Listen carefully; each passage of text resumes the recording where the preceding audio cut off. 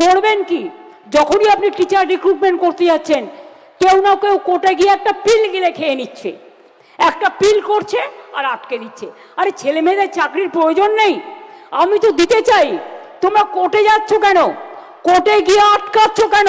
আমাদের মাননীয় মুখ্যমন্ত্রী বলেছেন, যখনই নাকি তিনি চাকরির কথা বলেন বা চাকরি দেওয়ার কথা ঘোষণা করেন, তখন পিআইএল ফাইল হয়ে যায়, যেটাকে তিনি পিল পিল বলছিলেন, এবং আটকে যায়। ওনাকে নিজেকে আইনজীবী বলেন।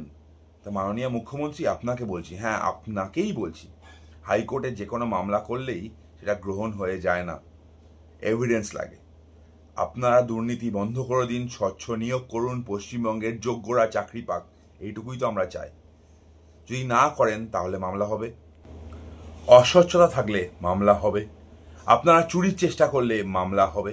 ঠিক যেমন হলো 26,000 চাকরি বাতিল গেল, কার জন্য? আপনার জন্য, আপনার এবং আপনার দলের চুরির জন্য। প্রাইমারির ওপর খাড়া ঝুলছে, কার জন্য? আপনাদের চুরির জন্য।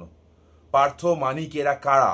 আপনার দলের লোক, আপনার দলের মন্ত্রী। আবার বলছি মাননীয়া, চুরি করা বন্ধ করুন, চাকরি বেচা বন্ধ করুন, তাহলে দেখবেন কেউ মামলা করবে না।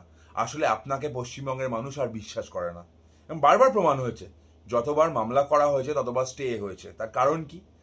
আপনারা বেনিয়ম করছিলেন, আপনারা চুরি করছিলেন, এটা কোর্টের সামনে প্রমাণ হয়েছে।